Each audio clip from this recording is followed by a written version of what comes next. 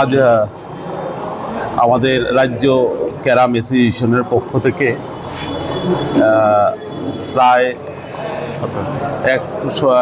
85 জনের একটা team carrom প্রতিযোগিতায় অংশগ্রহণ করছেন সারা রাজ্য থেকে, এবং রাম ঠাকুর সংঘের এই হলঘরে অনুষ্ঠিত হতে চলছে। আমাদের সঙ্গে আছেন আমাদের স্পোর্টসের অপুদা, আমাদের সুজিত রায়, সমীরদা প্রেসিডেন্ট, ভাইস প্রেসিডেন্ট অ্যাসোসিয়েশনের, জয়ন্তবাবু সেক্রেটারি, ওনারা নেতৃত্ব দিচ্ছেন, এবং সারা রাজ্য থেকে খেলোয়াড়রা এসছেন।